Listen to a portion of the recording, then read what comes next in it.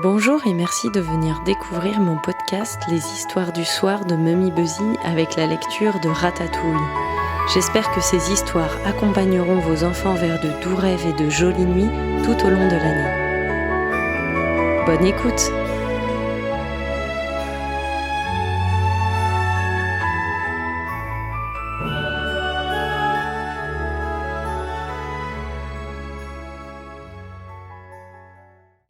Le rat Rémi n'a qu'un rêve, devenir cuisinier. Mais son père Django et son frère Émile ne l'entendent pas de cette oreille.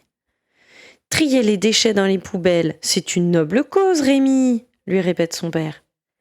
Rémi vit caché avec sa famille chez une vieille dame. À la télévision, il découvre que le célèbre cuisinier Auguste Gusteau, son idole, est mort après avoir appris que son restaurant venait de perdre sa 3e étoile. Rémi dérobe le livre des recettes de Gusteau dans la cuisine. Malheureusement, la vieille dame le découvre. Rémi s'enfuit aussitôt, mais impossible de rejoindre ses amis. Il se retrouve seul. Ce soir-là, l'esprit de Gusteau lui apparaît. « Suis-moi, Rémi » murmure le cuisinier. « Tu as le talent d'un grand chef, il faut en faire profiter le monde. » Gusteau emmène Rémi sur les toits de Paris, là où brille l'enseigne de son restaurant. Au même moment, un jeune homme muni d'une lettre se présente au chef cuisinier du restaurant, Skinner, pour lui demander un emploi. C'est Linguini, le fils de Renata, le premier amour de Gusteau. « Au travail !» décide Skinner sèchement. En observant Linguini, Rémi tombe par la fenêtre près de lui. Mais que fait le jeune homme ? Il va gâcher la soupe qu'il a renversée et qu'il tente de refaire. Rémi décide d'y mettre son grain de sel, et des épices aussi, et des aromates. Linguini est fasciné, d'autant que la soupe est un vrai succès. Mais Skinner, qui a aperçu Rémi, ordonne qu'on se débarrasse du rat. Pris de pitié, Linguini demande au rat. « Donne-moi le secret de ta soupe, tu la referais pour moi ?»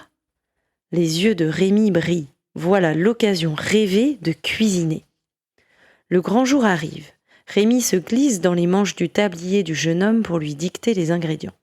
Et pour le guider, il le mord. Ça fait mal, mais ça marche. La soupe est délicieuse. En revanche, plus question de me mordre, déclare Linguini. Rémi essaie alors de le piloter en tirant sur ses cheveux. Et tous deux s'exercent avec les recettes du prestigieux Gusteau. Plus tard, Skinner apprend, par la lettre de Renata, que Linguini est le fils d'Auguste Gusteau, et donc l'héritier du restaurant. « Vérifiez cette information », ordonne-t-il à son avocat. Pendant ce temps, Linguini apprend les ficelles du métier aux côtés de Colette, une jeune cuisinière du restaurant. Linguini est aux anges. Suspicieux, Skinner décide de le piéger en lui commandant une recette qui est en vérité infecte. Pas de problème pour Rémi, qui la détourne pour en faire une sauce succulente. Plus tard, Rémi découvre son frère Émile, le nez dans la poubelle du restaurant. Heureux de l'avoir retrouvé, il lui apporte du fromage, puis il court rejoindre leurs amis. Mais Rémi doit retourner auprès de Linguini. « Prends garde aux hommes !» l'avertit son père. « Ils sont nos pires ennemis !» Le lendemain, Colette questionne Linguini. D'où vient son talent ? Le jeune homme s'apprête à lui parler quand le rat tire sur ses cheveux, l'obligeant à embrasser la jeune femme. Pendant ce temps, le célèbre critique gastronomique Ego apprend le succès retrouvé du restaurant de Gusteau. Il lui avait pourtant ôté sa 3e étoile. « Impossible !» s'écrie Ego.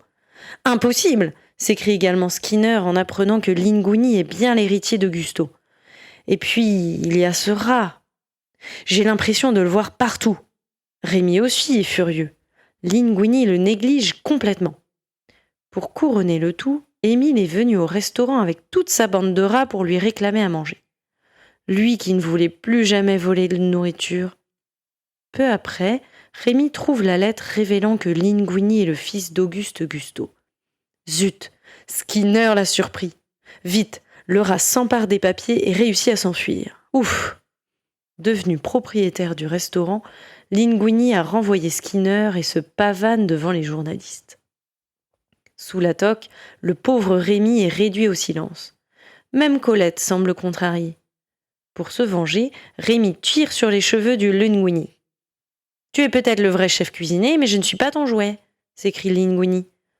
Ce qu'il ne sait pas, c'est que Skinner a assisté à la scène.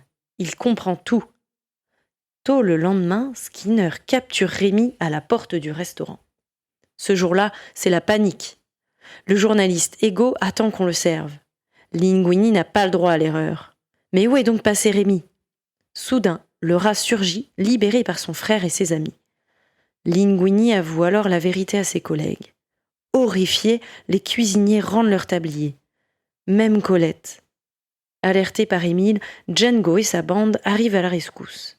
Et voilà les rats épluchants, coupant, assaisonnant. Bientôt, Colette revient. C'est elle qui aide Rémi à préparer la délicieuse ratatouille pour Ego. Un plat qui rappelle de merveilleux souvenirs aux critiques. Il demande même à rencontrer le chef cuisinier.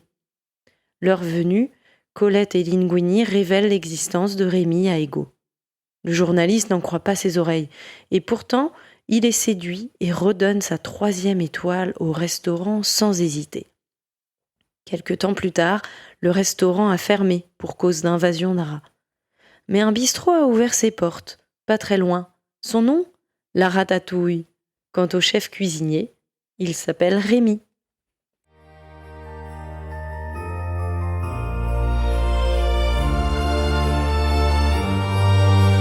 Merci d'avoir écouté l'histoire de Ratatouille. J'espère que vous avez aimé cette lecture. Vous pouvez vous abonner pour écouter mes dernières histoires et bien sûr, n'hésitez pas à les partager. À bientôt!